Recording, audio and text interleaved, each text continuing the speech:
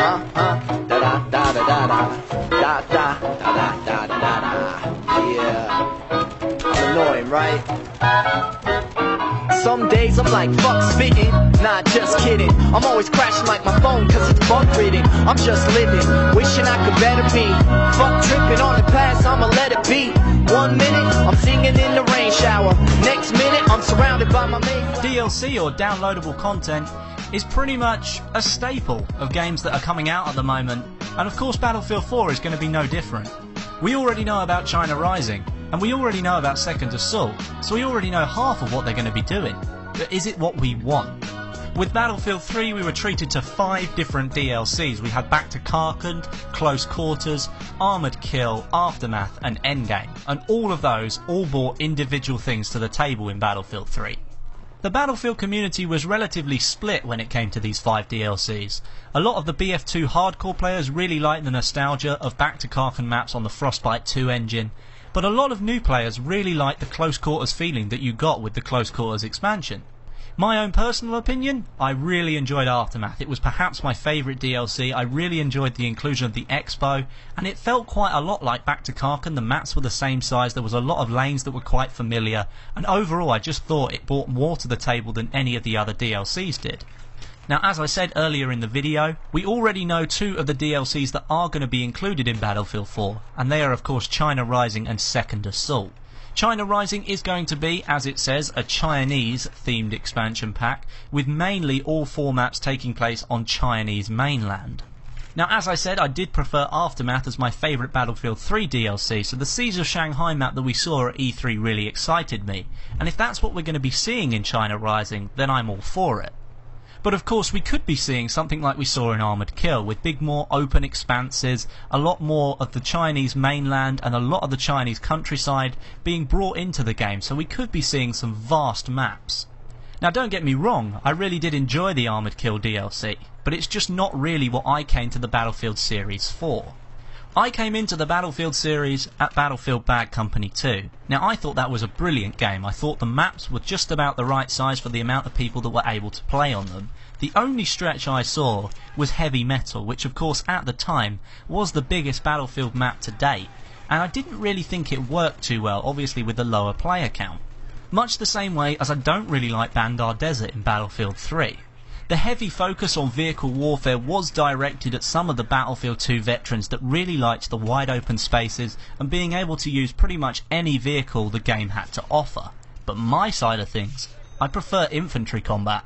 So coming down to it, looking at China Rising again, I'm really hoping that they toss a couple of urban maps in there as well. Looking at Siege of Shanghai again, that is really a benchmark. That map I've seen in E3. That map was brilliant. I really like the layout. I've watched tons of footage of this map, and I have to say it's very well built. So moving on from the China Rising DLC, we come to Second Assault. Now I've done a video on this already, and it's basically going to be a recycled version of 4 Battlefield 3 maps built in the Frostbite 3 engine. Now I didn't have a problem with the Back to Karkand DLC that we saw in Battlefield 3. This is going to be exactly the same with Second Assault. It's going to be bringing back maps that you've already played and bringing back some memories from previous games. But of course my only problem with this one is Battlefield 3 has only just finished its product cycle, and Battlefield 4 is just about to start, and we're already seeing Battlefield 3 maps in Battlefield 4? Is that what we really want? For me, Battlefield 4 is built on the Frostbite 3 engine, I get that. And a lot of people do like those Battlefield 3 maps being rebuilt on different engines. A lot of people wanted Bad Company 2 maps in Battlefield 3, and I was all for it because I really enjoyed that game. But I have to say, I didn't enjoy Battlefield 3 as much as I enjoyed Bad Company 2. Which is why I'm kind of against the Second Assault DLC. I'd really like DICE to just completely scrap it and focus on making 4 more brilliant maps on the Frostbite 3 engine, perhaps focusing on the American mainland. That was something that was rumoured for Battlefield 3, but never came to fruition. I'm sure a lot of you would love to see a battle going on in downtown Manhattan, around Times Square, around the Statue of Liberty. I'd love to do that. Imagine the aerial combat you could have, weaving in and out of skyscrapers. You've even got naval combat on the river through the middle of New York. Now that would make a great map. We could of course extend the American DLC to somewhere like San Francisco, with the Golden Gate Bridge. Let's integrate DICE's version of destruction for Battlefield 4, which is called Levolution. The Golden Gate Bridge could be something that you could absolutely decimate in the middle of a game. You could take that thing down completely.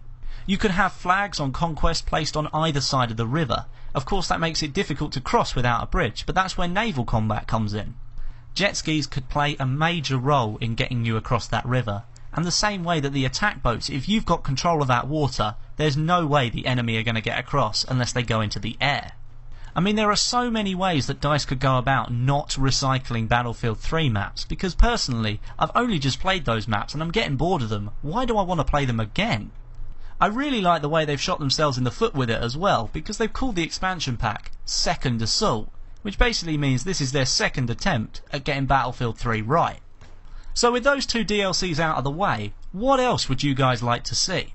Now I know a lot of people are getting really excited for the naval combat that's definitely going to be in Battlefield 4.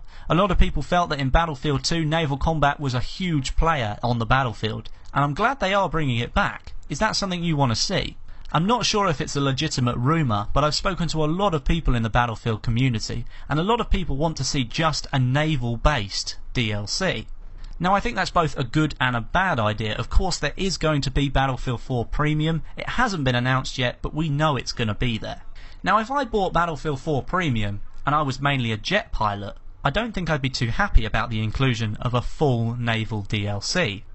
But that's all just my opinion, and of course the reason for making this video is wanting your opinion. Are you like me and don't want Battlefield 3 maps to make their way into Battlefield 4? Do you want something new and fresh in there and not something you've played just last week?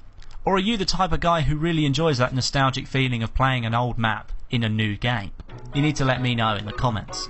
But that is the end of this video, guys. I hope you have enjoyed it.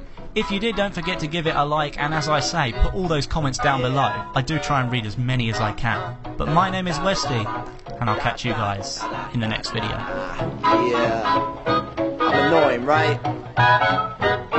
Some days I'm like, fuck spitting, nah, just kidding. I'm always crashing like my phone cause it's bug ridden. I'm just living, wishing I could better me.